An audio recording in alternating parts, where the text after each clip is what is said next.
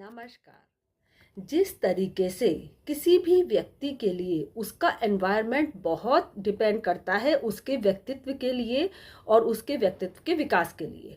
उसी तरीके से ग्रहों का भी एनवायरनमेंट बहुत ज़्यादा डिपेंड करता है उनका एक अच्छा रिजल्ट देने के लिए।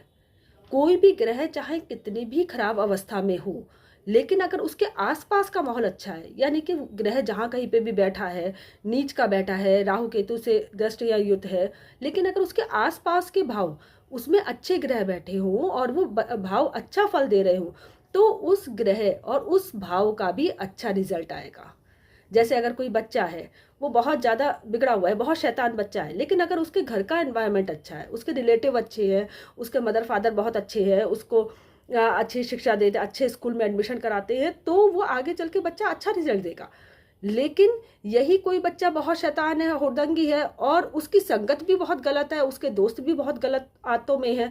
तो वो आगे जाके अच्छा रिजल्ट नहीं देगा। इसी तरीके से अगर कोई भी ग्रह है, जैसे अगर 7वें भाव में ग्रह है, नीच का ग्रह बैठा हुआ है, राहु केतु से दष्ट या युत है, शनि का भी प्रभाव है, किसी भी तरीके से खराब रिजल्ट दे रहा है,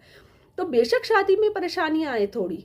और शादी हो जाए, लेकिन चूंकि अगर उसके छठे या 8वें भाव जो कि उसके आसपास के भाव है, उसमें अगर अच्छे ग्रह बैठे हों, स्वराशि के बैठे हुए हों और वो अच्छा रिजल्ट दे रहे हों, तो अगर किसी भी तरीके से शादी में या शादी के बाद कोई भी प्रॉब्लम आती है, जैसे अगर छठा भाव है तो हेल्थ से संबंधित अगर इशू आते हैं, तो वो दोनों मिल करके जिनकी शादी हो रही है वो उसको संभाल लेंगे। ऐसे ही अगर 8वां भाव अच्छा रिजल्ट दे रहा है, तो अगर किसी व्यक्ति का कोई एक्सीडेंट भी होता है या कोई भी ऐसी बात जो सामने आती है, कोई भी नया मोड़, क्योंकि ये ट्रांसफॉर्मेशन का भी है, कुछ भी अगर अलग होता है उनकी लाइफ में, तो वो दोनों मिलके उसे संभाल लेंगे, बेशक उनके रिश्ते आपस में कितने भी खराब क्यों ना हो,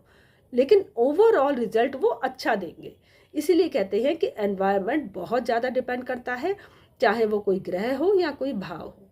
धन्यवाद।